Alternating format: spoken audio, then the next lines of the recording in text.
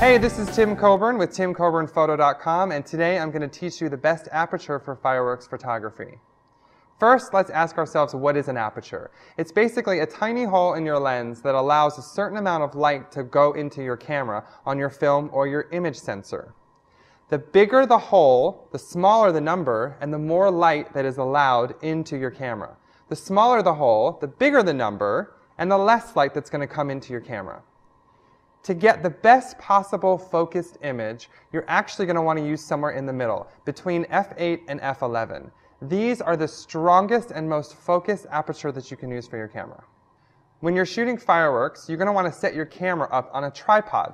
The reason for this is you're actually going to have long exposures. You're going to expose the whole time the fireworks are raising into the sky and then exploding. You're not going to be able to handhold your camera. If you do, you're going to get a jagged line as the fireworks are going up into the sky. It's a good idea before the evening of the fireworks to actually go out and scout your location.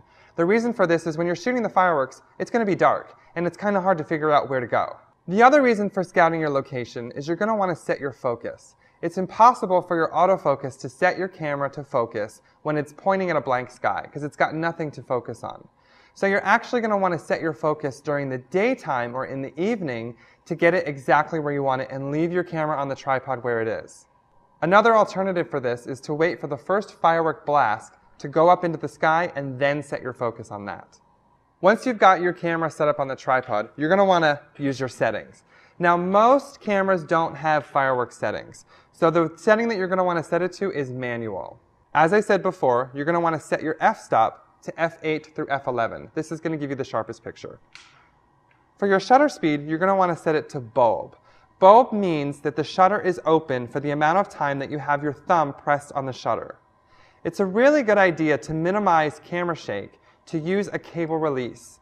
A cable release is basically a cable that plugs into your camera, which allows you to fire your shutter without actually touching your camera. Another way you can do it is to actually push the shutter with your finger, but use it very, very lightly. And here I'm going to demonstrate how bulb works. When I push the shutter, it actually opens, and it'll hold open until I am finished with the exposure and letting go. Now, when you're shooting fireworks, you're going to want to push that button as soon as the firework starts going up. So the firework goes up, it explodes, it disappears, let go. This is usually a 3 to 10 second exposure. If your image turns out to be a little bit dark, you're going to want to change your ISO setting. Don't actually change your shutter speed or your f-stop. I recommend shooting at ISO 100 because this is going to allow for minimal noise, but if your image is a little bit dark, you can bump it up to maybe ISO 200. One quick tip before I go is to bring a flashlight. Shooting in the dark is actually really difficult. If you drop a memory card on the ground, you're never going to find it. So bring a flashlight. I'm Tim Coburn with timcoburnphoto.com, and today I taught you the best aperture for fireworks photography.